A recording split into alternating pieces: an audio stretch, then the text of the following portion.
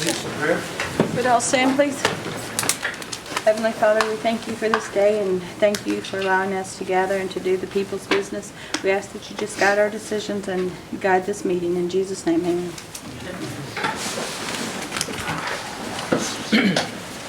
Shelley, roll call. Yes, sir. Joe Bird, Monty. David Walkingstick, Jack Baker. Here. Harley Buzzard. Here. Julia Coates. Here. Jody Fishinghawk. Janelle Fulbright. John Garvin. Frankie Hargis. Present. Hannah Gloria Jordan. Present. Lee Keener. Dick Lay. Curtis Snell. Denise Taylor. Here. David Thornton. Victoria Vesquez. Carrie Cowan Watts. Honey. We do have a quorum. Okay, you have the approval of minutes before you. Mr. Chairman, is the video, as a point of order, is the video and such working, or? You have to ask Mr. IT. The TV's not on, I didn't know, I just wanted to, I'm so used to visually seeing that it's working.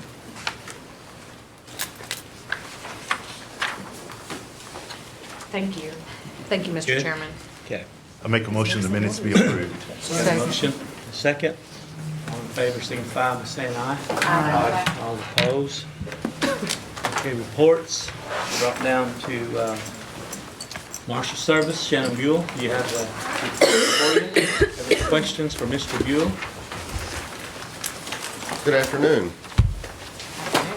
The only thing new since the last report is we got the panel for 3 new hires today. So we're going to start the physical fitness. Oh, it is morning, isn't it? It's afternoon for me. I've been up a long time. We'll start the hiring process with the physical fitness test will be Friday. We actually have a large number of applicants, qualified applicants for 3 positions. We got 56 people that have qualified through HR to apply. So the first course is the physical fitness test, which will be Friday. We'll do half in the morning, half in the afternoon. The top 15 scores move on to the written exam. So we're pretty excited about having such a pool of people to choose from. Counsel? Thank you, Mr. Chairman. Hi, Marshal Buell, how are you doing this Good. morning? Merry Christmas. Thank you, too. Is, are all these, did you say there's 50 applicants qualified? 56, I believe. 56, Yes. are they all Cherokee Nation citizens? No, they are not. Okay, will Cherokee Nation citizenship preference apply? Yes, definitely. Okay, But one of the things we always look at is, especially as a marshal, we're kind of different than most employees. If I hire a uncertified police officer, let's say Monday, it takes approximately 11 months for that person to actually become a marshal and do the job the first day. So it's a excruciating long time to get them to where they can actually become a marshal and go out to your areas and actually do the job of a marshal. If I hire a marshal that's already a certified police officer, that goes down to about 5 months, 5 to 6 months. So it cuts it down almost in half if I hire a certified police officer that's already been a police officer somewhere in the community. So that's one of the elements that we'll look at, but we will always look for Cherokee first, just because the places we go, the people we deal with. I would love to have a Cherokee speaker. I have one, Farron Pritchett, but I would love to have another one. And what I found is most of the applicants, we get none from out of state, and I don't know why. I would think if I'm out of state, I would want to apply here. I think it's a good place to work. And we get very few from the outlying areas. I would think that we would get a lot of applicants from the Tulsa area, but the fact is we don't. We get a lot of applicants from this area, I think, because NSU has a criminal justice program. Rogers State has a criminal justice program, so we get applicant base out of those areas, but some of our outlying areas, we just don't get the applicant base.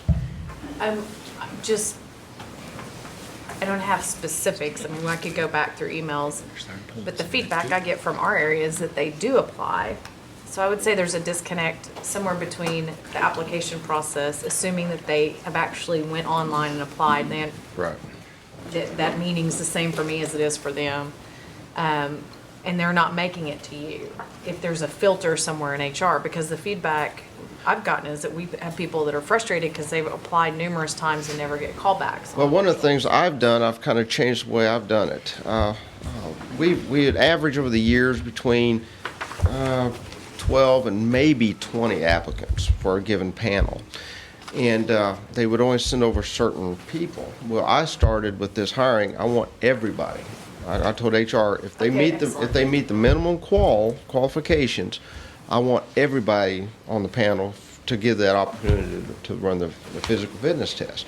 Well, what that did, it opened up to Cherokee, other Indian, and then non-Indian.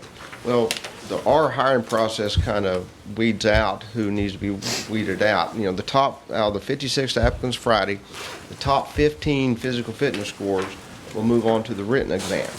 Irrelevant of who they are, don't know their names. I don't even look at their names until they get to the command level board. Those 15 people move to the written exam. The top 9 scores out of the written exam move to the sergeant's boards. So it's kind of out of our hands as far as, I like Jim Bob because we're friends. It resolves that. I've had several applicants call me over the past couple months and say, hey, how do I become a marshal? I said, you have to run really fast. You have to do really good on the bench press, and you have to be really smart because you need to ace that test. So that's kind of helped us out, but this application pool this time is the largest that I think we've had since I've been a marshal. And I think it's because I've asked for everybody. Just send them all. I appreciate the details and the feedback. One last question. How is the Indian Hospital in Claremore, working? How's that agreement? It looks like just emergency.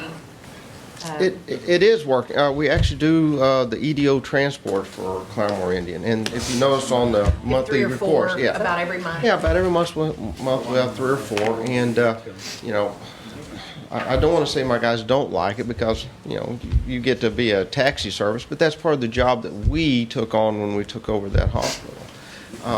So I think it's working fine. I think the hospital staff are pleased with what we're doing. And George Valier did say publicly yesterday that the emergency room staff bragged on you guys, and it's Right. really helped.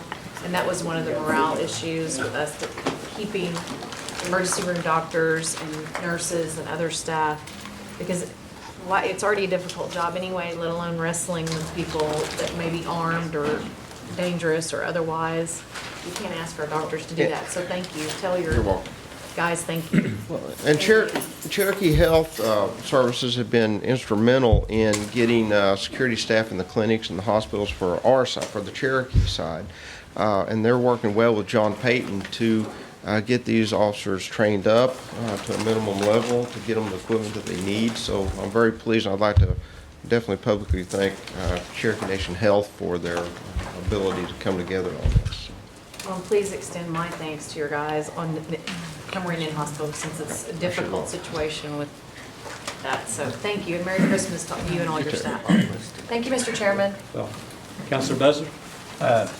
Marshal Buell, you'll just talk a little bit about how you go about your hiring processes. I'm just curious, on your written test, what are some of the things, does it have anything to do with culture as far as the Indian tribes and Cherokee? I wish it did. It is actually the Oklahoma Council of Police Chiefs written exam for new hires. It's the state exam that we purchased. It actually has to do with, it's kind of wild. I took it just to see how I would do, and it's not an easy exam. Like the first page, it has 8 or 10 pictures of people on it, and you can look at that for 2 minutes. Then you turn the page over, and you can't look at it anymore, and then they ask you about 15 questions on this person looked like this, what's his name? And you had to remember that the person wearing glasses' name was John Smith, and you had to write that down. So it's those type of questions like that. It's a very difficult question, but no, it does not have any of the tribal issues that we would like to see. We wait until the sergeant's board. Farron Pritchett, the one I talked about, that's a Cherokee speaker, he is on every sergeant's board. And he actually starts some of his interviews only speaking Cherokee, just to see how the applicants will react to it. And that was my next question. You already answered that. You have one Cherokee speaker on board. Yes. Okay. Most of the other ones have taken the 40-hour class, Okay. but no, that's the only one that we have. Do you This time. require your marshal service to go to a culture-related program once they're on board? Yes, we do. Yes. I think that's important. I do too. I think it's extremely important. And like I said, almost all of them I think have been through the 40-hour language class. Most of us have been through the history class. The new hire, Buddy Clinton, his dad has worked for Sequoia for many years up there. He has not been through the history class yet because I think it's in its transition period, I think. Very good. All right, thank you. Thank you, Mr. Chair. Good report. Any more questions? Thank you very much. Thank you. Merry Christmas. Merry Christmas. Next, we have Office of the Attorney General, Mr. Todd Hembry. Thank you, Mr. Chairman. It's always a pleasure to be in front of the council. First of all, Merry Christmas to all, to you and your family. And unfortunately, or fortunately, we don't have a physical exam at the Attorney General's office. But we are in a weight loss challenge during the holidays, to which I am sorry to say I am bringing up the rear in that. But, be it as it may. We have been very busy and productive at the Attorney General's office. Major highlights is that we are very much in the process of the UKB briefing schedule. We have filed our first UKB brief on the merits before Judge Frizzell in the Northern District. January 3rd is the due date for the UKB and the federal defendants to do their response brief, to which we will have a reply brief due on January 17th.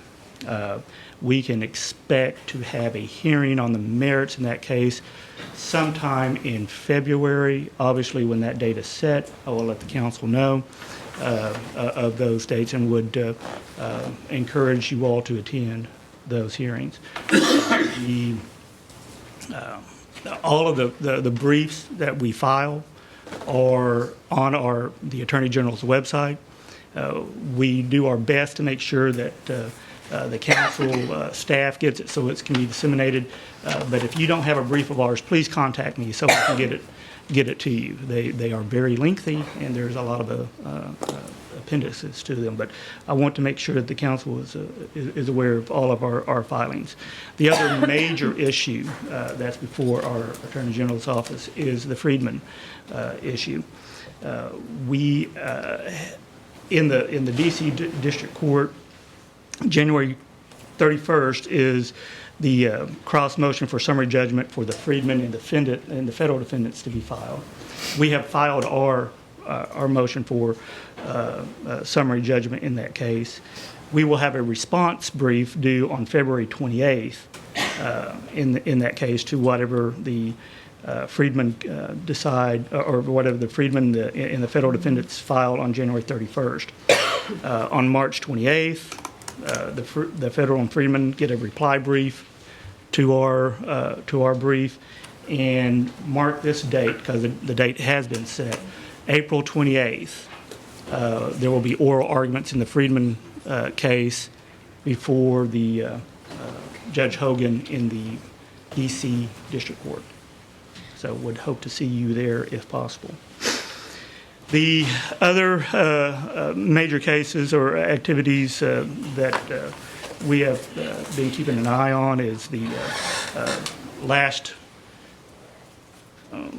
a few weeks ago, the United States Supreme Court heard the arguments on the Bay Mills case. As you know, is a very, very important case to Indian country. We filed an amicus brief in that case, which is on our website. We are waiting a decision in that case, and we think it will come down sometime in early to mid-April. In that regard, I think it is very important, and we have started working on this, is to better develop our civil code. Because one thing that may happen is that sovereign immunity may be weakened, and our businesses and our government may find ourselves in federal court more often. In order to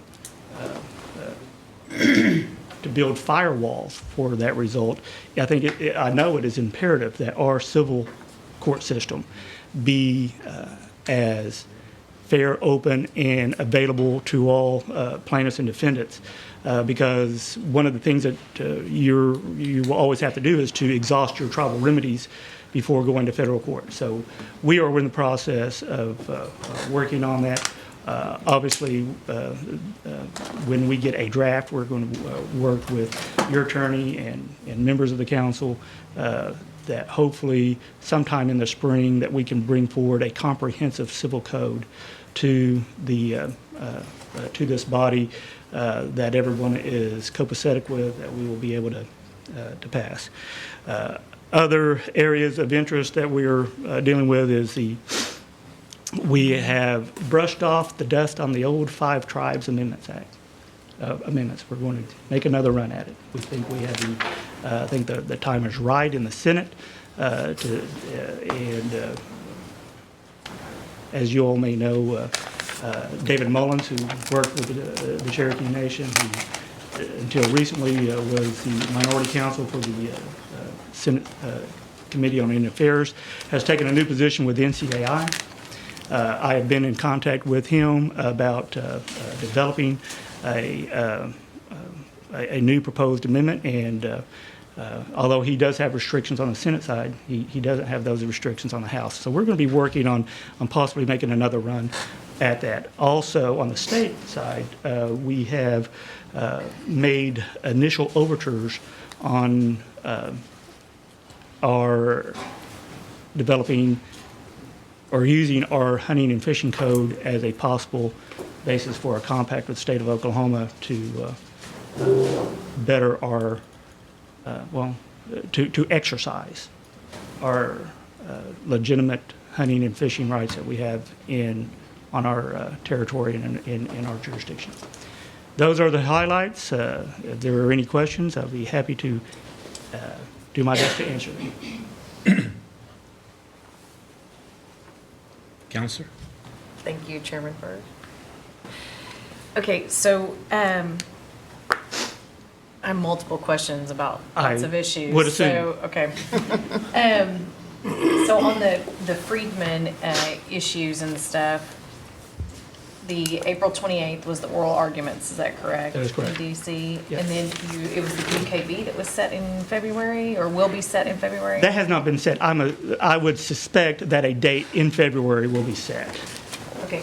Can you have one of your staff send us calendar notes on those? Absolutely. Or something for- When that date is set, this council will know. Okay.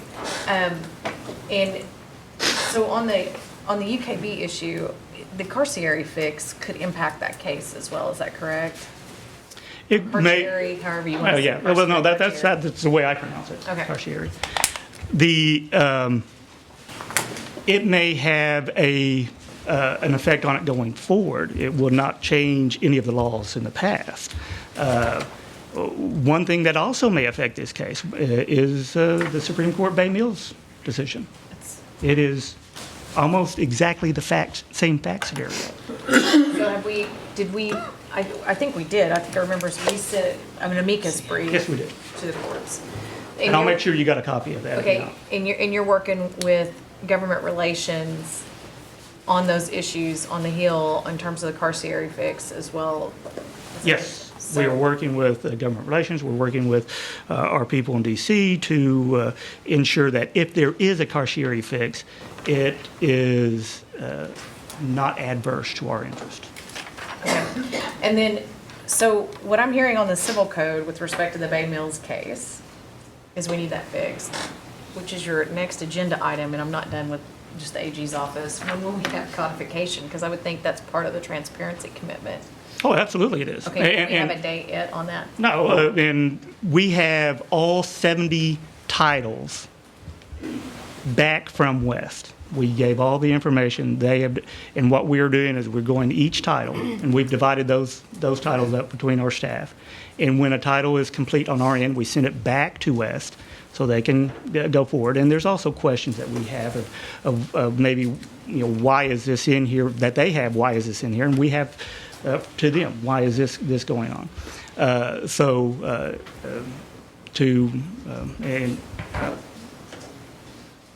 All 70 titles are complete on the first draft. We're just doing our double blind checking system on the rest. And I appreciate that this is not an easy. It is or not. short process or brief or however you want to phrase it. So do we anticipate that along with the comprehensive code you'd present in the spring, that we would at least get codification to that point by that deadline as well? Because I'm assuming there's a reason it needs to be spring, not just. Well, the reason we need to get our code, our civil code more, I want our civil system to be the shining example of all of Indian country. If we're going to hold ourselves as a court of competent jurisdiction, which the United States Supreme Court has held that we have, which the Oklahoma Supreme Court now has reversed himself on Cossie, that we are a court of competent jurisdiction, we need to act like it, and we need to treat that. So therefore, we need to have a full evidence code. We need to have a full civil procedure code. And with Bay Mills, we're going to need to address Government Tort Claims Act. So can we have this like a month before we ever vote on it at You the could meeting and all that? We'll get it to you. You can vote on it whenever you want. So, but yeah, I think that it needs to be is. part of the record is Yeah. that we had a lot of deliberation time here and effort. Oh, absolutely. So one other thing that we didn't talk about is Indian child welfare. I know that case in itself that Chrissy took to the Supreme Court, all in your team, Yes. I know that has kind of ended, but for me, it hasn't, that we still have those issues out there. So what is your office doing in terms of working with the rest of the staff to ensure that we don't have another Veronica Brown incident, like registration issues or, process and procedures? And I know that Speaker Jordan's bringing forward a piece of legislation that is part of moving forward how to solve it. But I think that's just still one piece. It seems like there's a lot of things that we still need to address. So have we done an assessment to see what is on our workload for addressing those issues long-term? And the short answer to your question is yes. As you just stated, there's a lot of moving parts to ICW. And we need to make sure that our right hand, the ICW, knows what the left hand, our Attorney General's office, is doing. In most cases, that works very well. In some cases, it doesn't. So therefore, we need to make sure that we have good communication between our staff and ICW. On the bigger sense, or the bigger picture, is that we are working with ICW national organizations on how we can strengthen our laws, how we can possibly strengthen national laws to make sure that another Veronica Brown issue does not happen. Because believe you me, they're happening. They're happening all the time. We are able to stop some of them. We're not able to stop all of them. But what we need to do is make sure that our communication with both the national organizations and in our own backyard is very good. So, really quick, are we doing amicus briefs, or are we helping those other tribes that are facing similar adoptions from South Carolina? I mean, it's human trafficking. I don't It is. understand why we're not. No, I mean, I know it's more involved in that. It's simple to say, I don't understand why we're standing up publicly, but, and I know we're doing some work, but it's atrocious. They're stealing our kids. You're right, and one commitment that I give to you from our office is that if there's a Cherokee child out there, we're going to fight for it. Well, I think we proved how hard we will fight for a Cherokee child with the Veronica Brown case. So if there are agencies out there that are stealing kids, which there are, you're going to come after a Cherokee child, you better pack your lunch. Because we're going to be there. We're going to be that first and last line of defense in those cases. Is there more that can be done? Absolutely. But as we've gone through issues, we have a finite amount of staff. We have a finite amount of resources. And some people say, well, the AG's budget, gets expended. Well, yeah, it does. But the work that we do, I believe, not only benefits, in most cases, or in some cases, our most precious asset, which are our children, but it benefits all of Indian country. The work that we're going to be doing with our civil code, I want it to be, like I said, as an example for all of Indian country. I think the Cherokee Nation has proven itself time and time again that they are the leaders in Indian country. And I want that tradition to continue. Thank you. A.G. Hembry. Thank you, Mr. Chairman. Yes, Counselor Baker? Yes, thank you, Mr. Chair. Recently, the Oklahoma Tax Commission did an audit at the Holiday Inn Express and disallowed the tax exemption for the Cherokee Nation. So I would think that we need to file something about this because this could have far-reaching implications for all of Indian country in Oklahoma. You are absolutely right, Councilman Baker. The Friday when the storm hit, I had a meeting set with Steve Mullins, the attorney for Governor Fallon, because they have sua sponte, or on their own, decided to ignore a very long-standing letter from the Oklahoma Tax Commission that we were tax exempt on those types of services. They would reverse that without any consultation with us, without any court authority. So we are going to have a cordial but firm discussion with the governor's office, and if we can't get due satisfaction, there are other available remedies to us, up to and including court action. But you're absolutely right. They had, in my opinion, had no right to reverse that longstanding position, and we are taking it with the utmost seriousness. Thank you. Thank you, Mr. Chair. Counselor Coates? Thank you. Todd, I didn't quite hear it, but you said something like a new Five Tribes Act, was that, or that you were working with Mr. Mullen on that, David Mullen? Yes. On this, and it's about hunting and fishing. Can you be a little bit more specific about what this No, that's two separate topics. Hunting and fishing is a different thing? Very sorry. Okay. The Five Tribes Act, as you recall, we made a very strong effort to amend the Five Tribes Act as to land issues The restrictions. and restrictions. That's what we're brushing the dust off. We're going to make another run. Very good. Yeah, got it. Okay, I was confused by Yeah, I'm sorry, I hunting didn't and make fishing that. references. That's what that was. Okay, thank you. Thanks. Good. Speaker, you were instrumental in that Five Tribes Act years ago, were you not? Well, we called it the revision of the 47 Act. 47. Okay. Yes. We didn't, I don't recall ever it being called Five Tribes Act.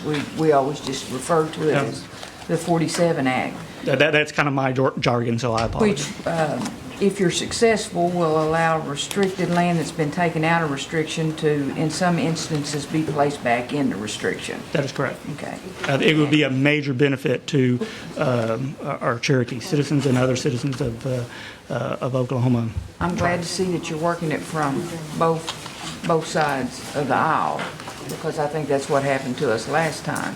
We worked it real hard on one side, but we should have been working on both areas. We're going to try to solve our problems from the front end. Okay. We know where our opposition came last time, and we're going to address those organizations that deal with petroleum in Oklahoma, who have the very strong ear of some of our senators and representatives. Well, obviously, they don't want it put back in restricted status because it's easier to buy it, lease it, or whatever if it's not put back. Or steal it. Yeah. I didn't say But we'll that. have to resolve that. And I'm glad to see that you're working on that, and I'd be glad if there's anything I can do to lend a hand, because I was quite involved with it many, many years ago. I think that's back when I worked for the Housing Authority and worked for the tribe, and Sharon Blackwell, Okay. who's now, I think she may still be the head solicitor in Washington now. One of them was very instrumental in it, too. She could be a very good advocate for you. Consider your offer taken. I will be in contact. The other thing I wanted to ask you about was, are we the only tribe that they will not accept our exemption letter at this time, or are they also looking at other tribes? I don't know. That's one of the first questions I was going to ask. And are they going to try to apply it to all purchases? I want to know how far down the rabbit hole we go on this. And the first step is a cordial but yet firm conversation. And Because that we makes a intend on having difference of anywhere between 8 and 10%, depending on where we're buying goods at. And certainly an item that I would think this body would, if we can't resolve it in a, as you say, a cordial manner, we need to pursue it through litigation. It's not something that we can just let happen. And you said this was not the tax commission per se, this was the governor's office? I think that the governor's office had initiated the position of the tax commission. Sharon may be able to, are you aware of any of that? Okay, no. That's my understanding, is that it originated in the governor's office and was communicated to the tax. Did you keep us regularly updated on that? I will. Because that will affect every purchase that could be made by the tribe. Absolutely. Okay. Thank you very much. Are there any further questions? Yeah. Good report, thank you. Merry Christmas. Merry Thank you. God bless. Do we have a rep from the Election Commission? I see no one. At this point, we'll move down to Tax Commission. Sharon Swepston. I think you have my report, and I will try to address any questions you might have regarding that. I just want to give you some updated information for the month of November with the expanded counties. In those expanded counties, we sold 765 tags just in the new portions of those counties. Mays County, there was 2 transactions, $325.17. Muskogee County had 202 transactions for the month of November, $32,941. Rogers County had 20 transactions, $3,849.27.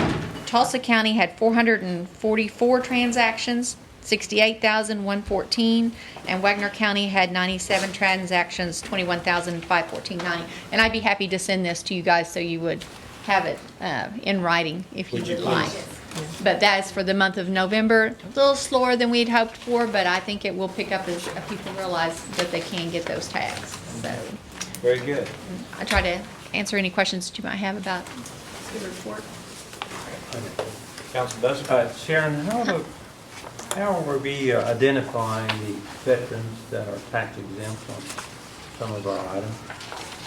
For motor vehicle, Yes, they have to bring in their DD 214. okay, so it's up to them to do that. Yes, they have to bring it with them. And it's also included on tax exempt for smoke shop items? Well, now, when they do that, that's a separate process, and they can request that card, and they get issued a card that they can use. Okay. And that card is good at any of the places that sell retail items that are licensed by Cherokee Nation. So you And they're don't- given that list. So you don't have a active record of disabled vets that are Cherokees in your office on database? No. We just pull veterans. I mean, it just says I see. veterans. We can run a report that gives us all the veterans. Okay, so they need to bring those things with They have to them? bring those with us. It's required. We have to have those for them to be able to tag. Okay, I've had several vets ask, and I didn't know that. Yes, they're DD 214. That's the most important piece. Okay, and then will the DD 214, will that identify them as a disabled vet? It identifies if they have also medals and things like that, so we can use that, you know, like a Purple Heart Okay. or whatever. It's all usually on their DD 214. Okay, all right, thank you, thank you. Councilor Taylor? Yes, I just want to make a comment. We use the 8-Air Tag Agency, and the last time we were in, there was only one person working, well, the time before. And it was a very long, arduous process. We were in last week, the staff had increased, and it just went like clockwork. So, good job. Good, thank you. We have 3 staff there now. Yes. So hopefully that will speed everything up. Good. Councilor Watts?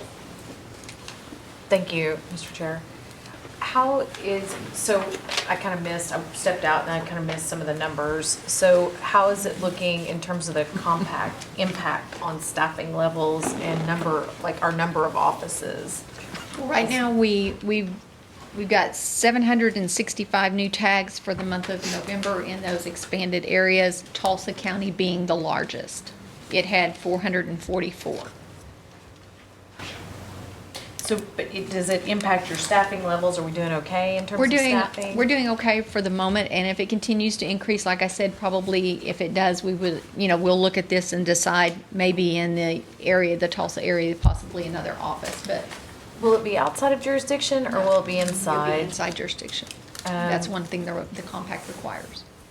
I would appreciate it if we could have the opportunity to maybe comment. Sure. Or, I'll just be frank, there was one point where the housing authority purchased homes in a portion of Tulsa County. They would not sell. There was a lot of vandalism. It was a complete loss, so, And I will tell you, I've looked at a couple of areas just because I don't want to spend a ton of money and it is kind of expensive. And there is some land available where the truck stop was that got blown away. we actually have that. I mean, Sean's not here, but CNB actually owns that. Yes, they do. And so I've met with CMB to see if they have any plans for that, what the uses are for that, and that kind of thing. We also did look at the, Trust property, too, right? Excellent. and we also looked at the visitor center to see if something like that could be used, but I don't think that's going to be feasible. I mean, we haven't made any decisions. I was just looking to try to kind of get a. Are you considering step Catoosa ahead. at all? Catoosa, well, they're in that area, but we were just kind of waiting to see what happened. Okay, well, I appreciate the candor. Thank you so much. Sure. Thank you, Mr. Chairman. Question? Speaker? Just like to point out that those homes were bought under another administration in Tulsa. Was it the current one?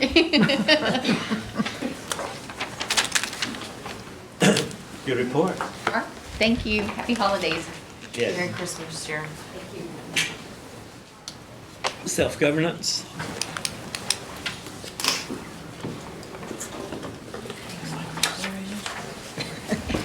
Hello, everyone.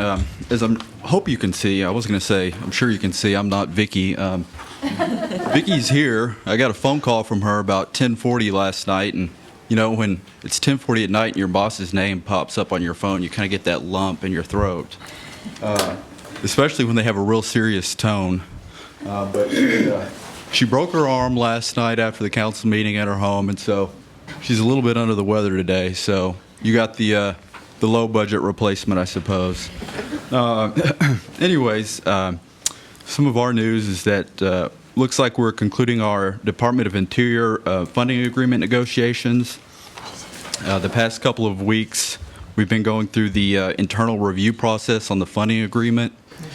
Hopefully, we'll get that signed this week and hand deliver it to the regional office so the federal partners can begin finalizing the funding agreement.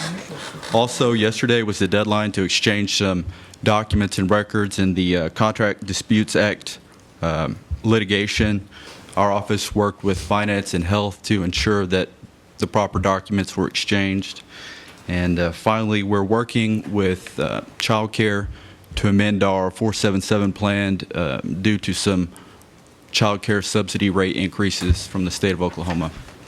If you have any easy questions, maybe give those to me. If they're hard, maybe Vicky's not that hurt after all, you know. We have the report in front of us, so you're doing a good job. Councilor Watts? Thank you, Mr. Chair. So when I was gone, I think there was some hard copies of what I assume was the FOIA request response on the registration policies and procedures. But when I read through them, I mean, maybe I'm missing something, and registration doesn't report to us, but I couldn't find what I was asking for in terms of if we had to revoke a card or what our obligations are in registration. And thank you for that excellent report, Mr. Hastings. You're welcome. And I'm sorry to see that you're hurt, Becky. So is that something you can work through with me outside the meeting to try to figure out, you know, maybe what? Yes, and those are actually handled through the regulations, which have been long in process of being amended at the federal level. I believe they have gone out for comment. I have to double check, but anyway, that process was in the in the works to get those regulations amended, but they have not been amended as yet. But we could pull the old ones and any proposed amendments, right? Yes, in the regulations, yeah. And so what I'm looking for is, what are our obligations on what that process is, or what we have to verify in order to meet our self-determination, our contract or compact, what we have to verify for citizenship. And then if a citizenship is revoked because we found in an audit or something else that something was fraudulent, how can we revoke a card, or is it even possible? I will tell you that, and this is off the top of my head, which you might know I'm on drugs today, but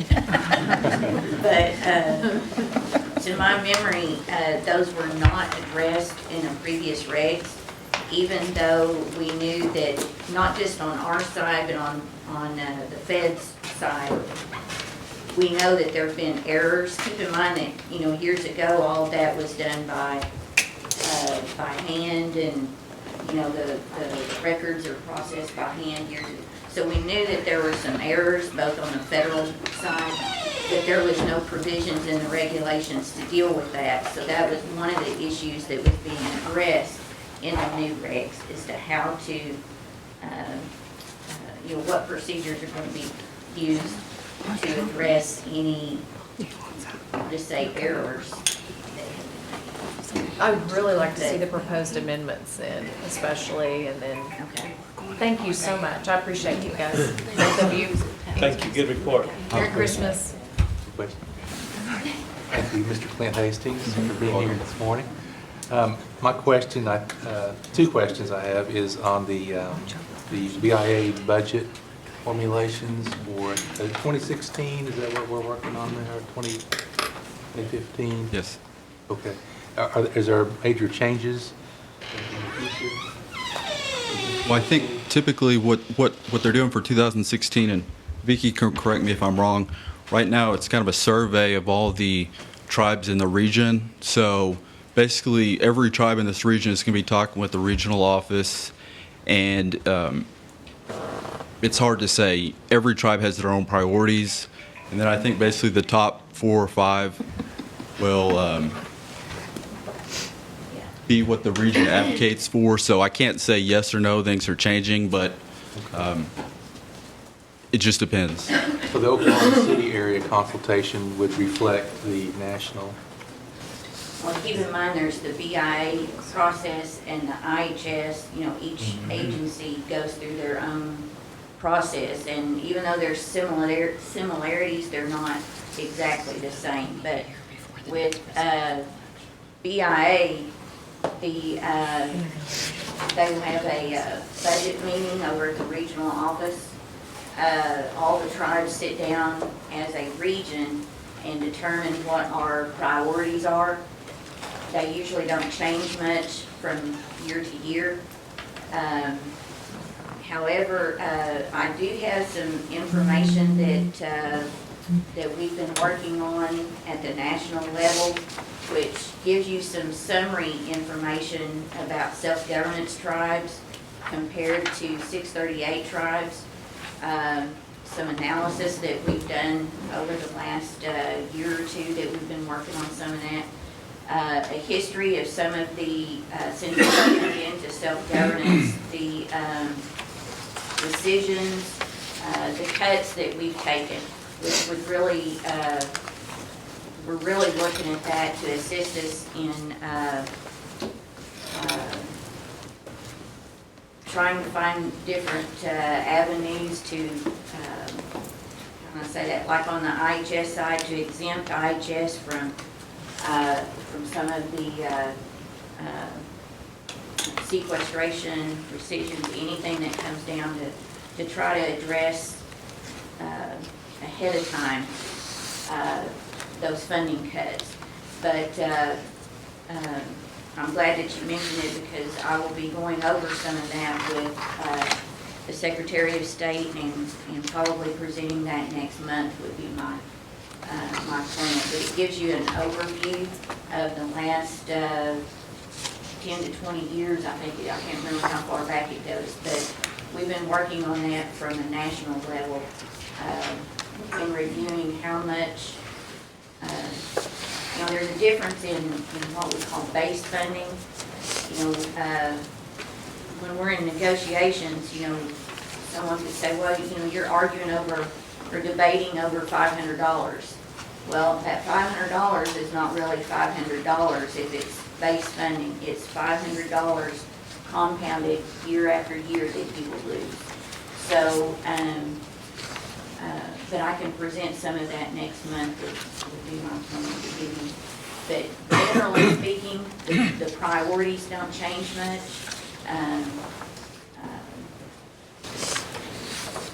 And that's both with IHS and DOI.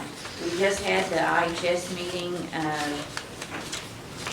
can't remember the date, but primarily those priorities were the same as well. I'm trying to remember off the top of my head that contract health was one of the ones that, as an area office, that was decided upon. Mandatories,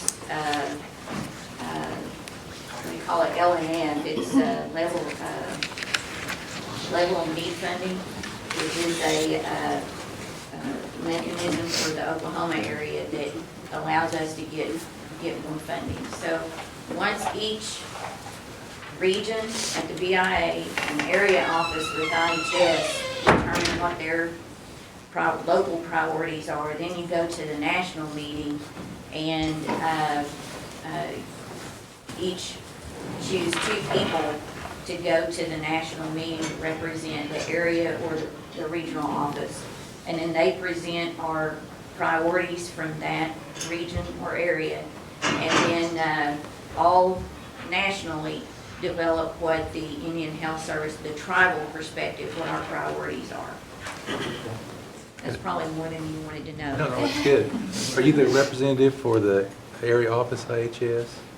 I am a BIA regional rep. With IHS, I'm drawing a blank who the reps were. Do you remember? Jefferson. Oh, it was Jefferson, Keel, and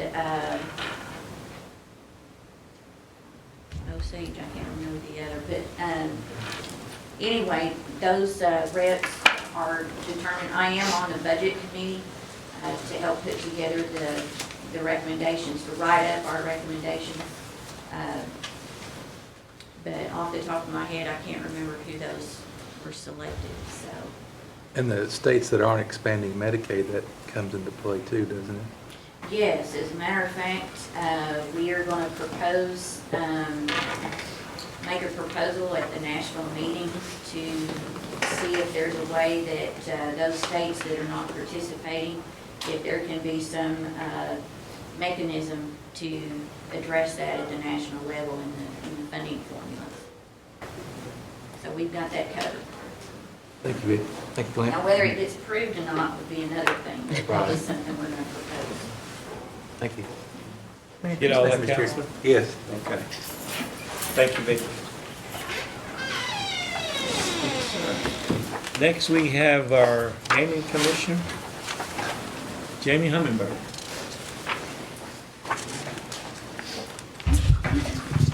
Yo, Nagat. Yo. It seems kind of odd to say Merry Christmas on such a fine spring day, but Merry Christmas to you all. Just wait a couple of days. Yeah. Wait till Friday. Like Will Rogers said. Don't like the weather, wait around. Yeah, wait 5 minutes. In addition to your information that's in your packet, I'd like to bring the council up to speed on a couple of things that were brought up at the previous council meeting, as well as some new information, if I might, Mr. Chair. One thing, if I could tack on to a statement that Attorney General Hembry made about the Bay Mills case. I started reading through the transcript of it, and I haven't finished reading it completely yet, but one of the things that kind of jumped out at me was there seems to be some justices that are, I'll say, tribal friendly, and then there are justices that are state friendly. And arguing at that oral argument on the first were, of course, the representative for the state of Michigan, representative for for the tribe of Bay Mills, but there was also a solicitor from the Department of Justice there in support of Bay Mills. And there were some exchanges between all three parties with the justices. And one of the things that kind of jumped out at me, and as Attorney General Hemby pointed out to, was this not only has great implications for Bay Mills, but tribes across the nation. But one of the things that kind of stuck out was the fact that it was mentioned that the state may petition Congress or the president for any remedy that they do not either get from the court or that they disagree with from the court. So I'm not sure if that is kind of setting the stage for them to say, if you don't like what we come down with, you can go to Congress and see if you can get a fix, much like what we're looking at with the Carcieri fix. So it is going to be a very key decision that does hold a lot of weight for a lot of tribes. So we will be making sure we keep a close eye on that. We are in the midst of doing a very hefty update of our back-of-house system, our accounting, marketing, and associated systems. We're doing a dry run at a couple of our facilities now, and we expect to implement that at all locations around the 13th or 14th of January of next year. It's a huge project. We're working closely with C&E as well as the vendor, the supplier of that software, to make sure that everything goes off without a hitch. So hopefully that goes off well. We're keeping Ari's fingers, toes, and everything else crossed that we're doing good on that. There was a internet gaming bill filed by Congressman McDermott just about 4 weeks ago. In this bill, Congressman McDermott intends to attach his bill to a couple of other internet gaming bills that are out there. And what his bill will do, or is proposed to do, is to implement a 12% tax on all gaming player deposits that has to be paid by the operator, not the player themselves. 4% of that tax would go to the federal government, 8% would either go to the state or the tribal entity, whoever is the licensee of that operation. It's a convoluted bill, but it is one that is out there. And the National Council of Legislators for Gaming States, or Nickel G's, as we kind of use our vernacular, has issued their own position paper, kind of a white paper on internet gaming, and they're proposing that the federal government stay out of internet gaming and that they leave it to a state-by-state adoption approach. So we're kind of watching that, just because there are a number of states on the verge of at least having discussions, if not on the verge of taking up actual legislation. In California, Iowa, even Hawaii, who has heretofore never had gaming before, is looking towards iGaming. So this is something that could influence federal policy. It could also influence state policy. The last two things. First, I want to get an invitation to all council members for the week of March 17th, I believe it is. The National Tribal Gaming Commissioners and Regulators will be having our spring conference at the Hard Rock facility. This is a time when around 200 and 250 tribal gaming regulators from across the country come together for 3 days worth of training. I'm the chairman of this organization, and it is by far, I think, the premier source for information on how to regulate tribal gaming. So if you are interested in attending, please let me know. I'll be getting information out to everybody, but we will appreciate any presence that Tribal Council and administration would like to have, just to show that Cherokee Nation does a good job in regulation of its gaming facilities. And last but not least, I'd like to invite everybody here, as well as those that couldn't be with us today, to our all-staff meeting, which we will be having this Friday. We have 4 quarterly meetings, and this is the last of this year. And we'll be having it at the Tahlequah Armory. We'll be going to start at 9 o'clock, go until about 3 o'clock. We plan to break for lunch about 11:30, and we will have our traditional meal. We'll have our own hog fry and beans and potatoes, grape dumplings. We might even allow a doggy bag.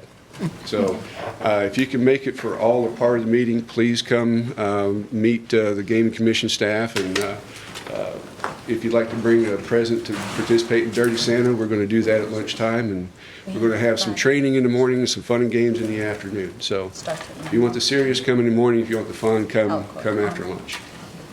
But other than that, I'll take any questions you might have. Jamie, on that conference you're talking about, March the 17th. Yes, sir.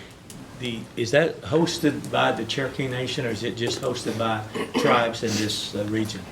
Well, it's kind of a volunteer type thing. What we do when we look at the locations for our conferences, because we have a spring and a fall, we look for volunteers.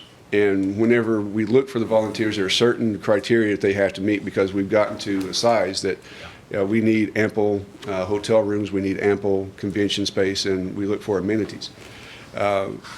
We were here about 6 years ago, and one of the things that we try to do also when we look at locations is we kind of keep it on the circuit. So we go from north to south, east to west, and it's our turn this time to go back west. So we had it at the Eastern Band in Cherokee in the fall. We want to have it in Cherokee in the spring. In the fall, we are looking to Idaho, and I can't remember the name of the tribe there, but we're looking to keep it going around in this circuit. So we asked for volunteers. The tribe in Idaho volunteered. We volunteered, as well as the Choctaws, I believe, also volunteered. So we got the nod. We're close to not only close to many hotels, but we have close proximity to the airport and a lot of other things. So a lot of things go into the decisions, but for this one, we lucked out and we got it. So we plan to have at least 200. The last 4 conferences that we've had, we've hit about 230 plus. So we're having about 230 on average the last couple of conferences. And it'll be, most of these come in for 4 to 5 days. So they'll be spending a lot of time at our casino, not only with the food and beverage, but also the hotel, as well as any shopping that we may do. So we hope it to be a good thing for the casino as well. That's a good thing. Thank you, Jamie. Councilor Watts? Thank you, Mr. Chairman. So do the national gaming groups and such, I know like in your leadership role, are they also submitting amicus briefs, or do they take a stand on the Bay Mills case and the Carcieri case? For the NTGCR, we do not. We can be, by our bylaws, can be an advocacy group for this. The only thing that kind of holds us back in this case is resources. We don't have a lot of money to spend on essentially attorney fees to draft those types of briefs for us. I know NIGA is closely following. I'm not sure. I don't recall if they have submitted anything or not, but as well as NCAI. I know we are all following closely, but as far as offering up a position, it really kind of goes back to the organic documents of that organization. Can they, as a part of their calling, if you will, do those types of activities? For us, it's possible, but we're limited by resources. And I hate to assume, so I'm going to ask, are Okay. you working with our government relations folks to help advocate the Cherokee Nation's position when those things come up? Because Yeah, without that DC office, I'm at a loss on like what we're doing. And Yeah, and I think the amicus filed by the Attorney General's office is a good one. I read through it, and it echoes a lot of other sentiments in other briefs. And if we can be of any service, we will be glad to supply whatever information. but you're not routinely or regularly working with them, or Not giving at feedback? present, but I think it's just one of those. If we're needed, we stand ready to answer the call. So how is your staffing levels? I know at budget time, we didn't pass the budget. It was what you'd asked for. How is that working on your staff workload and stuff?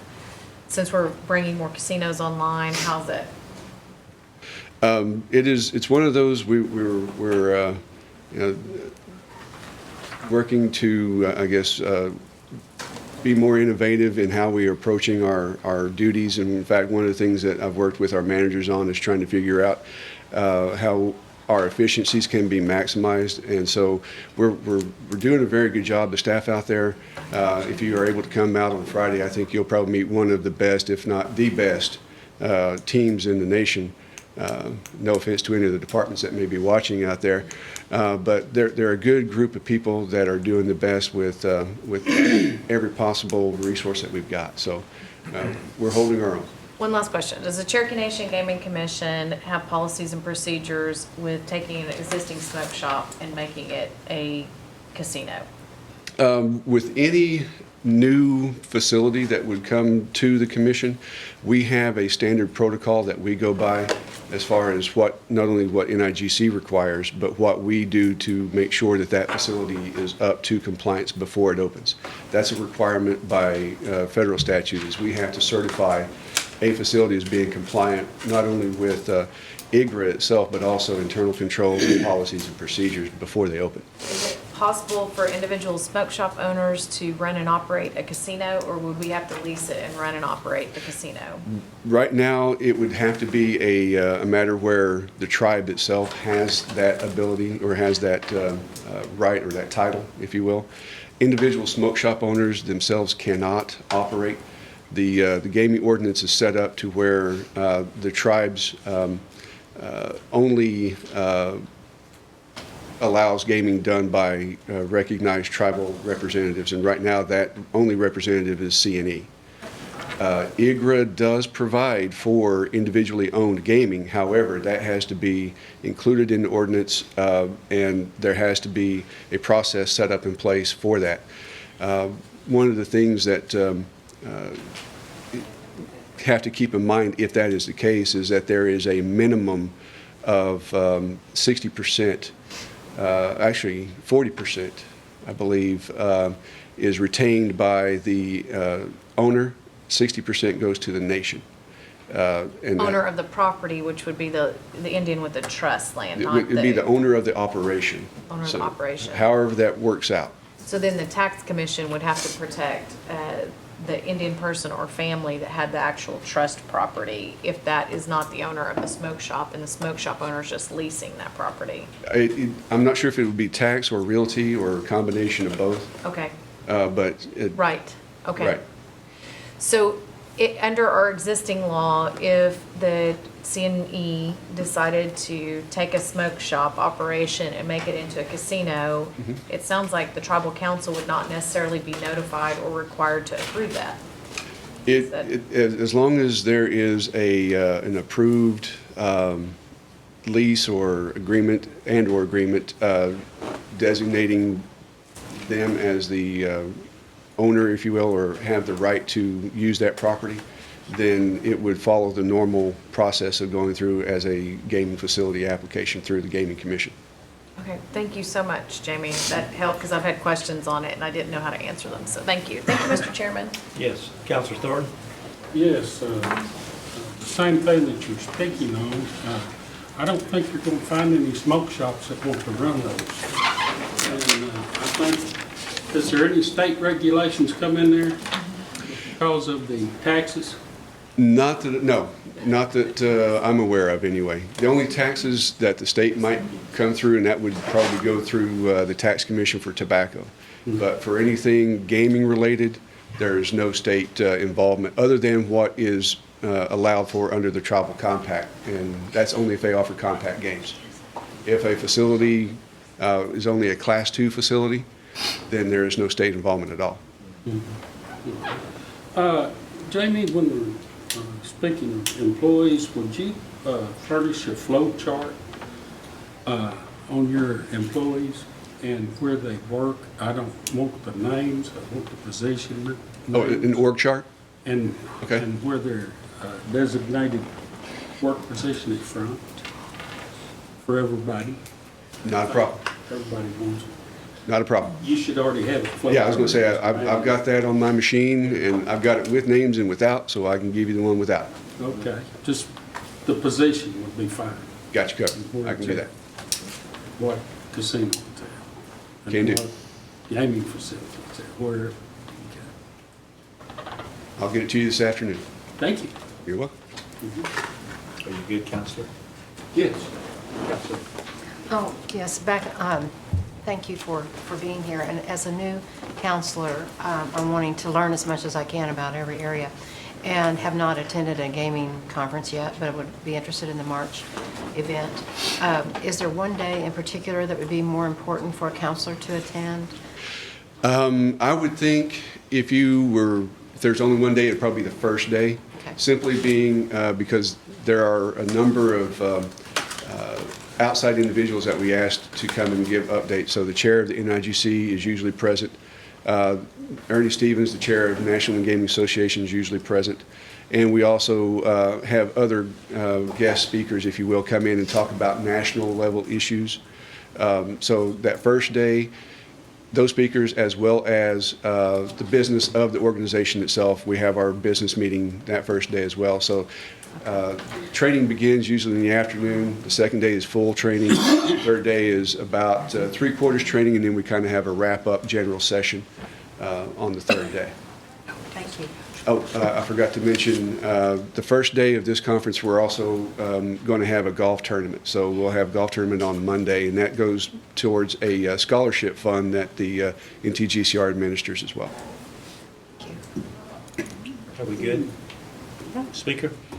Jamie, on that Yes, flow ma'am. chart, would you also show vacancies? Yes. If you have some, because as I recall, you were advertising for some agents not too long ago. I just wanted to see where Right. you were at on that. Right. I can do that. I can break it out with the number of vacancies as well. Okay, thank you.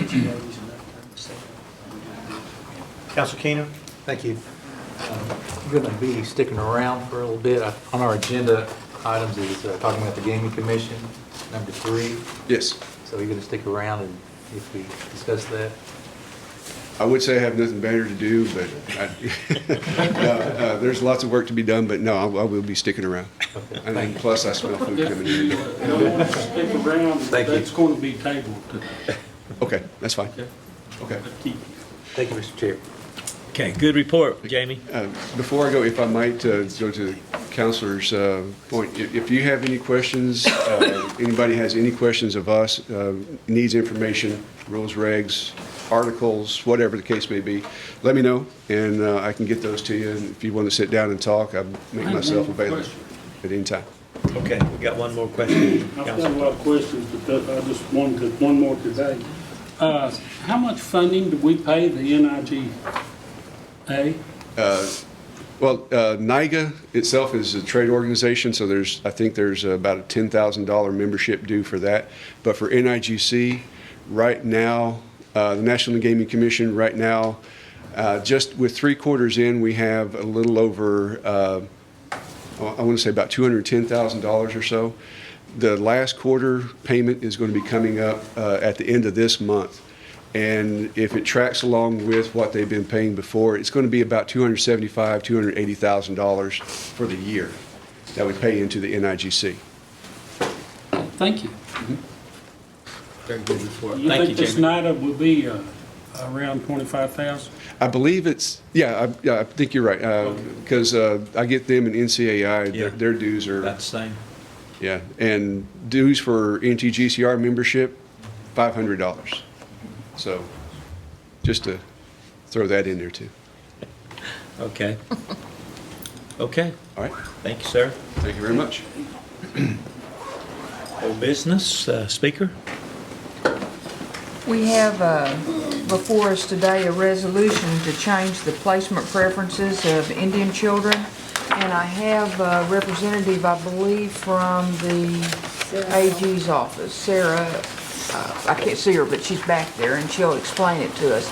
And I believe we're ready to move forward on this today. Right, it's been reviewed by the AG's office. Chrissy actually looked at it. I've looked at it as well. What it will hopefully do is create an opportunity for parents who may have had their rights terminated under state law to still be considered under the placement preferences.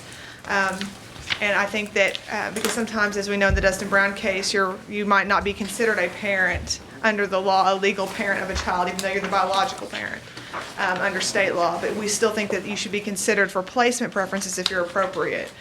So that's one of the reasons why this change is being made, is to include biological parents who may not be considered legal parents under the law. And I would put that in the form of a motion. Second. A motion and second, discussion? All in favor, signify by saying aye. Aye. All opposed, ayes have it. I'd like to be added as a sponsor. Okay. And I want anyone that would like to move forward as a sponsor, please speak up today. I think it's a good piece of legislation. Sponsors? Like everybody. Okay, you will be added. Okay, item number 2. New business. New business, number 1. Number 1, this is a resolution confirming the nomination of Carol Richmond as a board member of the Cherokee Nation Education Foundation. Secretary? Thank you, Mr. Chairman. It's my pleasure on behalf of the Principal Chief to forward the nomination of Carol Richmond. Carol is with us. Mr. Chairman, Carol has made a career out of making a difference for kids. She's a retired social worker. She believes in public service. She wants to continue her work for our kids on this foundation. Certainly encourage you to support her. She's here to introduce herself and to answer any questions. Okay? Motion. Motion. We have a motion. Second? Second. Discussion? Here we go. Ms. Richmond? Yes, good morning. Good morning. Merry Morning. Christmas. Merry I think Christmas. you have my resume. And I'm glad to answer questions. Counselor Watt? Okay, thank you, Mr. Chairman. Hi, Carol, how are you Hello. doing? Good. Thank you for being here. I know it's the Christmas holiday. So I had some questions about this role as Cherokee Nation Foundation. So are you prepared to help fundraise for the foundation? Yes. And like what would kind of be a personal goal for how much you would help raise as an addition to the board? Because I know they recently lost several people that helped raise money, so they're going to need help. Right. And as I will have a learning curve on this, Kara. And so I could not really say a personal goal today, but whatever, it will be actively raising whatever is required for this board to continue. It's very important to me. So you do not, because I'd reviewed your resume, you don't have prior experience doing board work and fundraising then? Yes, I worked with the American Red Cross and have a retirement home. And they fundraise all the time through United Way. So I'm very familiar with organizations that are under the United Way and are totally dependent on the community to function. Can you tell me more about, I assume since you're here as a nominee for the foundation, you've had a chance to visit with them and review their website and their programs and services. Could you tell me more about what is exciting for you about what they already do? That's maybe one of your favorites on programming or services that they provide? Well, there's a couple of things, Carol. I am very impressed that they help adult Cherokee learners as well as youth. I love that educational component. I also love the cultural language component of the board. I think those are vital to the future of the Cherokee Nation. Are you familiar with the endowments they've set up? No.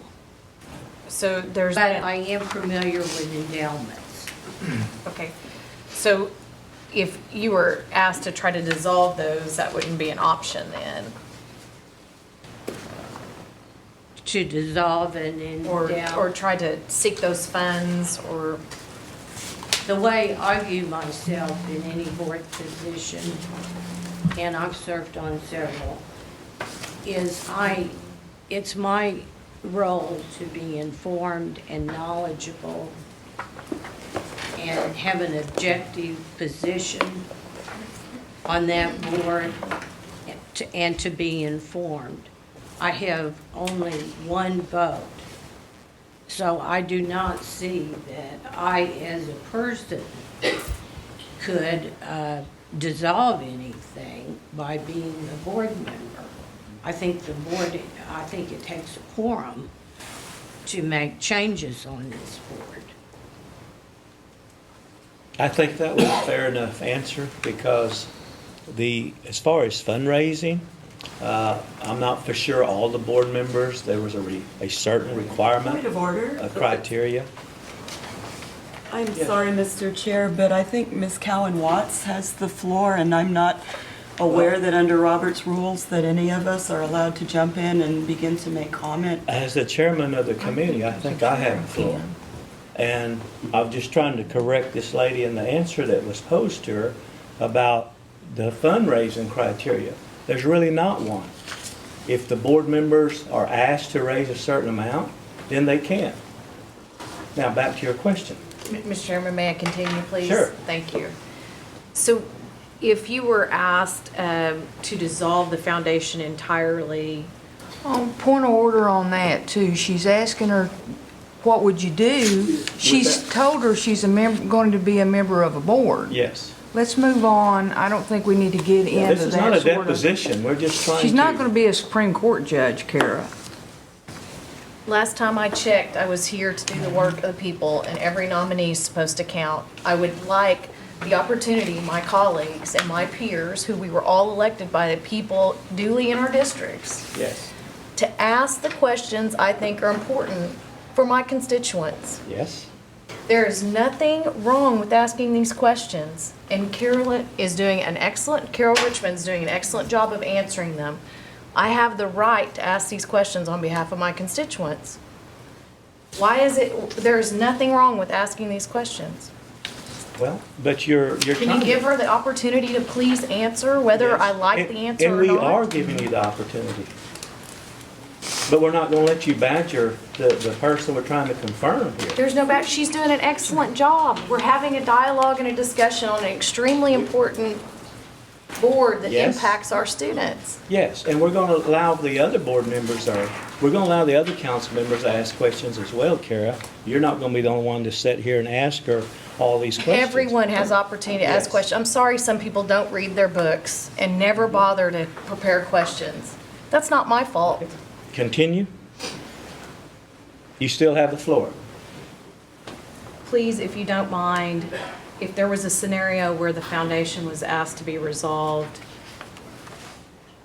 could you explain why you might support that or might not support that? I'd like a better understanding of what you think, you see your role and what you would contribute on that board, is all I'm asking. Well, since I haven't been on the board, and I haven't attended any meetings of the board, I cannot, look into a looking glass and predict what could happen into the future. Like positive things could happen, like endowments and new sources of money and things of that nature could change the complexion of a situation that none of us today might have the wisdom to predict that could happen. So I don't have a magical looking glass. I can't tell you what may or may not happen in the future. Right now, I see it as a vital, functioning board. So I would look at the past meeting minutes, because there's been some concerns. You spoke about quorum and stuff. Yes. So I know you try to be very deliberate about your work when I've worked with you in the past in the community and such. So I would look deeper as you move forward and learn more about the foundation. Yes, and I will do that. Especially some recent actions. actions. And I like to be very objective. I like to hear all points of view. Well, thank you for your time, Carol. Thank you. Any more questions? Just like to make a statement. Yes, Councilor Coates. Thank you very much. Carol, I appreciate you being here and coming in front of us and responding to questions. I do agree that we have the right to ask questions and a range of questions, and I agree that you're responding very well to them. So I appreciate your willingness to come and to be open in responding. I have concerns about this particular organization because it is one place where at-large students have been able to come, as you probably well know, for scholarship assistance when they are not generally eligible under the Cherokee Nation. And I know that one thing that the Cherokee Nation Foundation has recently done is to place into policy that henceforth all philanthropic donation, all donation will be open for at-large application as well. And as a board member, would you continue to support that policy of the Cherokee Nation Foundation on all future donations and gifts? Yes. Okay. Thank you very much. Yes, I think it makes little difference where a person lives. Their tribal affiliation and resources for assistance. I think historically, it's been demonstrated that education has been the way out of poverty for many of our ancestors, and it's vital we keep it going. Do you support the not only as a way out of poverty, but education as a way to give back to the Cherokee Nation, that the people who receive the scholarships, for instance, from Cherokee Nation Foundation have a responsibility and obligation to come back and provide skills, assistance, and so forth, service to the nation as well after they have received their training? I think that's a component oftentimes of their scholarship application. I do. I think TCC, Tulsa Community College, is offering residents of Tulsa County free tuition, and they are required to give 30 hours or more of service each semester to the community, and they have to document that by agency signatures where they volunteered. I think job opportunities and even a career opportunity with the Cherokee Nation is a wonderful way to give back.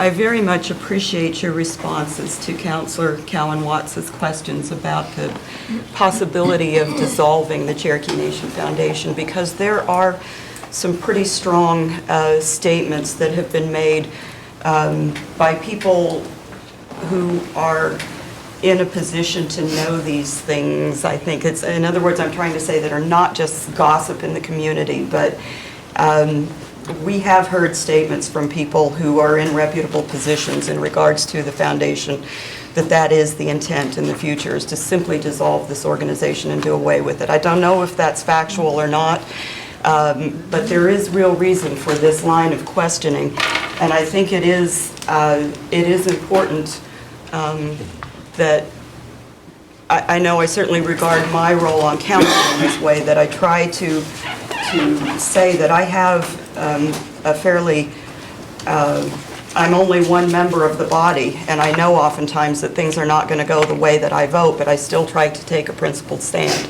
on things according to my principles, according to the principles that my constituents seem to agree with. And so I think that in terms of the possible future dissolution of this foundation, I think it is important that we understand what your general principle about that might be, even though you're right that it is the overall board, not you as an individual, that will make that decision. Can you respond to what your personal position on this might be? Well, I've been involved in education for a long time, and mostly at the college level. And as I said before, I'm a strong believer in education. And if I were to, and I'm also a very positive person, So if I were to look in a looking glass and try to guess into the future, I would hope that the Cherokee Nation would never abandon you for education, or adults that need additional training because their job has been eliminated from the workplace. Now, the name or whatever is immaterial. What is important to me is that the educational component always be there, that the help be there, as long as we're financially able to do that. And there's no reason to think that we won't be.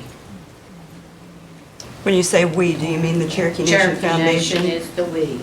The Cherokee Nation, then. So it doesn't necessarily need to be the foundation that offers this assistance. It could just be the nation itself. Is that? Well, you alluded to dissolvement.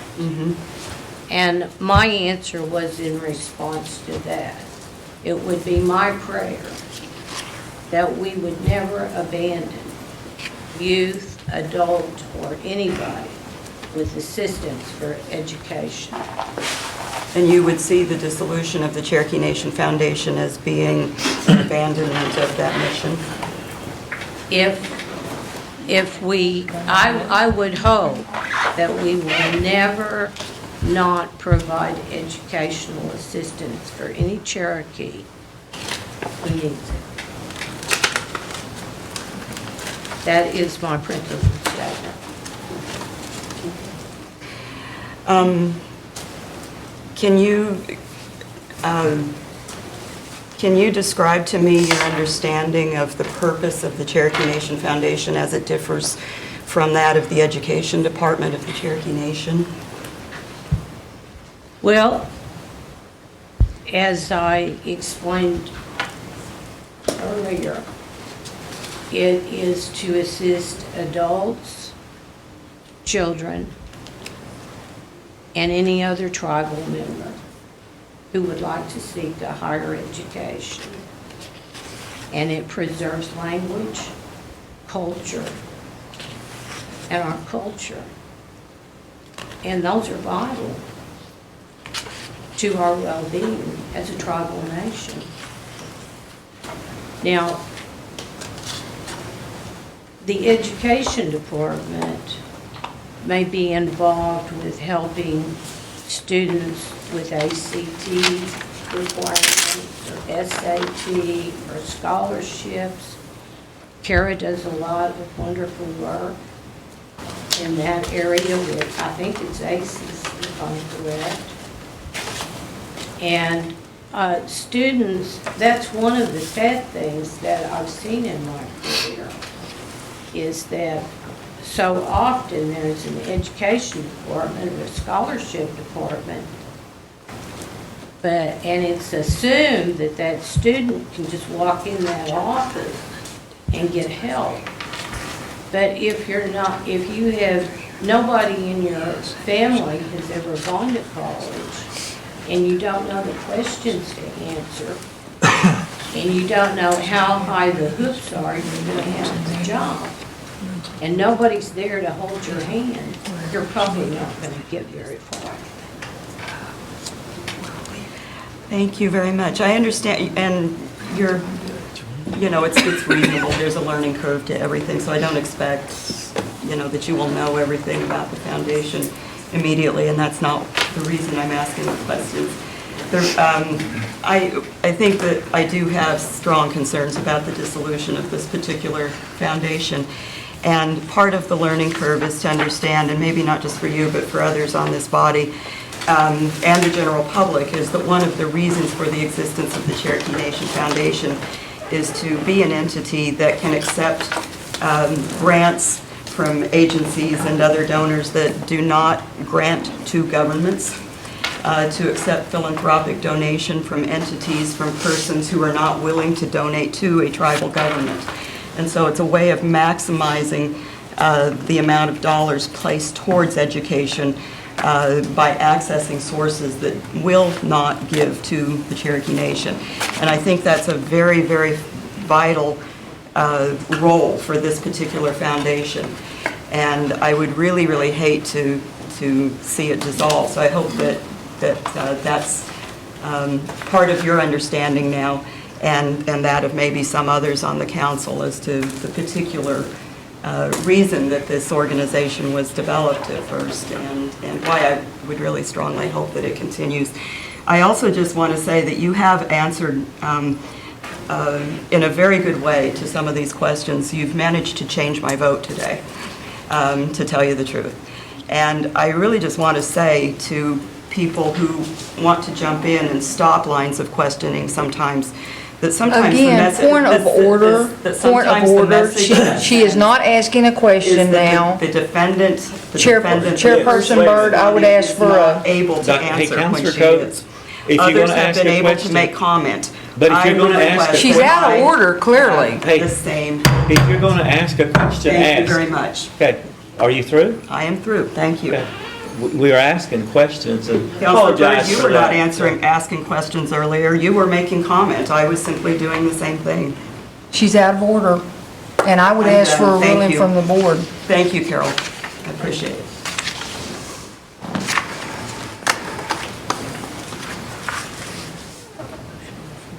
You've answered those questions quite professionally. We appreciate that.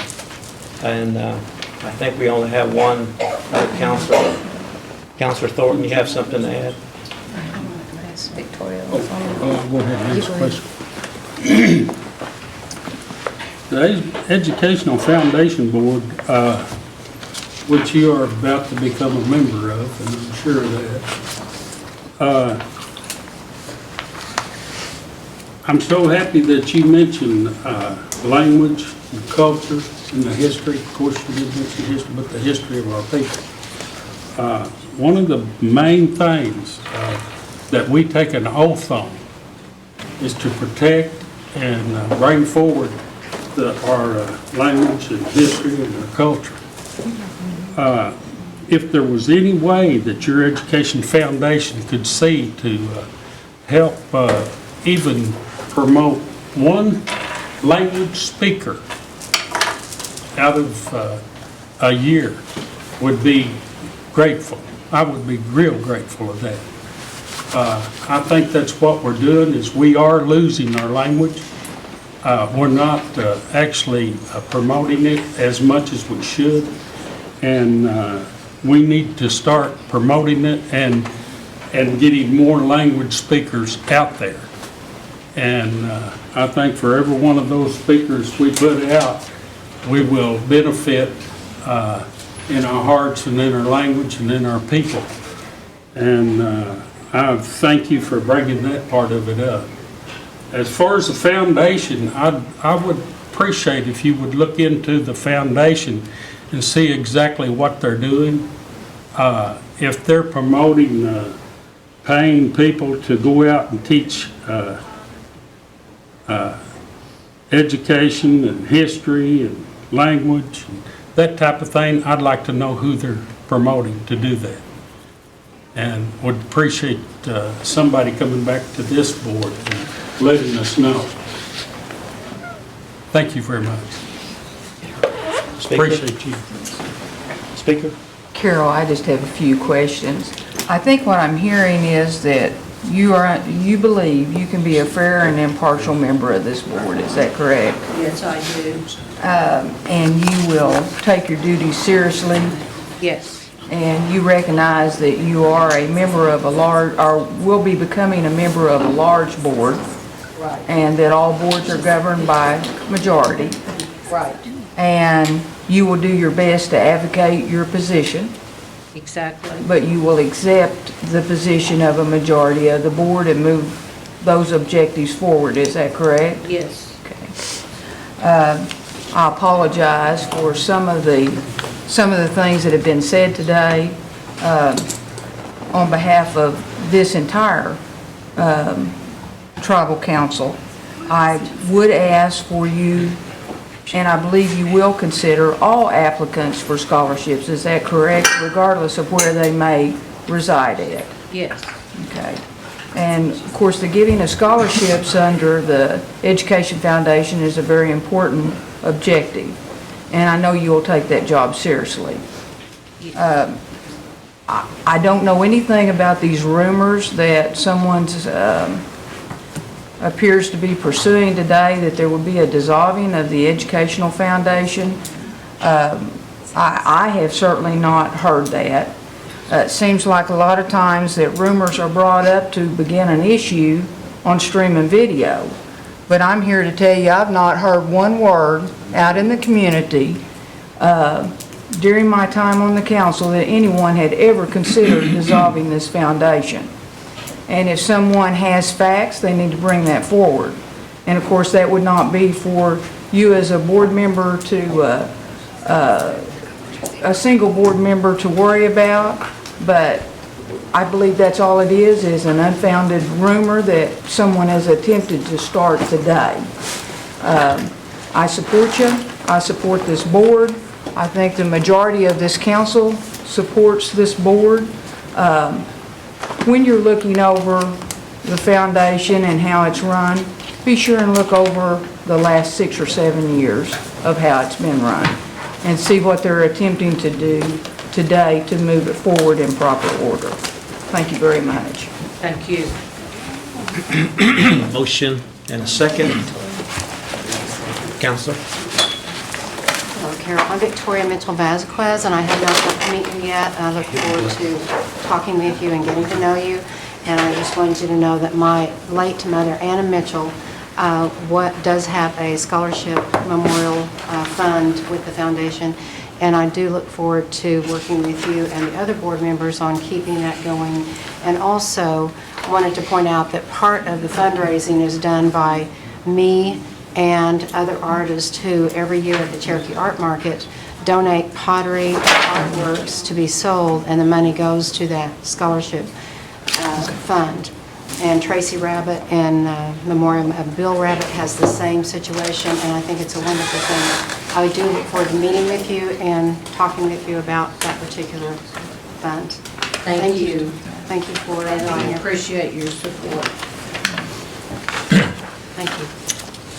Good comments. Okay, we had a motion and a second. All in favor, signify by saying aye. Aye. All opposed? Congratulations. Thank you. A resolution recognition of Mary Kay Henderson. Counselor Garvin? Yes, thank you. I make a motion we approve this. Second. I'd like to comment. We have a motion and a second. Discussion? As most of you know, Mary Kay is in charge, the director of our youth choir, and I've known her since the 7th grade over at Alice Robertson Junior High School in Muskogee. Is she here, Counselor? I don't think she's here, but I want the council to recognize her at our meeting later on, maybe next month. And she does an outstanding job. She's worked with the choir for many years, and she's an outstanding talent and an outstanding role model for our young people. And along with that, she's very brave to take a group of teenagers to the Big Apple and perform. If you've ever worked with teenagers, you know the stress and everything that comes along with that. But she probably deserves the Medal of Honor for doing this. But the kids like to go, and she likes to take them. And she's been there a couple times, and she's doing an outstanding job. So I'd recommend that the council recognize Mary Kay for this honor. And I think she has been a great role model for our young people. Sure. Councilor Fulbright? Thank you. I want to echo the same sentiments as Councilor Garvin. I think she does an outstanding job, and it's sort of miraculous how she takes these young people, and then a month or so later, they're all singing in Cherokee and all synchronized. And I don't know a thing about music, but I really like it when they sing, and it's very touching. And I know recently they sang at a funeral, and the song they chose was wayfaring stranger, and oh gosh, that was just so touching, so beautiful. I just think she does a remarkable job. Thank you. Any other comments? Yes, Councilor Baker? I also appreciate all that Mary Kay has done. She's done an outstanding job with the youth choir. So I would like to be added as a sponsor, please. It appears that everybody, you got a comment, Councilor? We will have her at the council meeting, and Mr. Garver and I are working on a plaque or something to give her that night. I echo those same words, Councilor Garvin. I've had 2 daughters that's gone through the Cherokee Youth Choir. And Mary Kay is not only a great teacher and a role model, but, you know, she's just provided the services for Cherokee Nation for many, many years and very dependable. She's set some high standards. So, yeah, I agree with everything you've had to say. We have a motion and a second. You want to make that unanimous? Yeah. Acclamation here? Acclamation. All in favor? Aye. All opposed? Okay.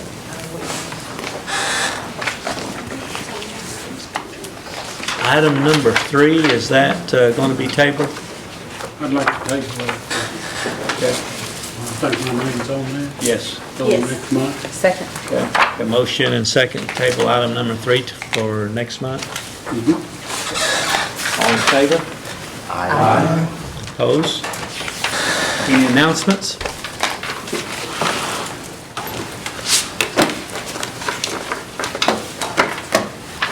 I think, where's Gail? Gail, what time are you wanting to start the lunch? 11:30. 11:30. Okay. There's people are in line having our stuff. We need to kind of set up. Let's give the office staff here an applause for the outstanding work.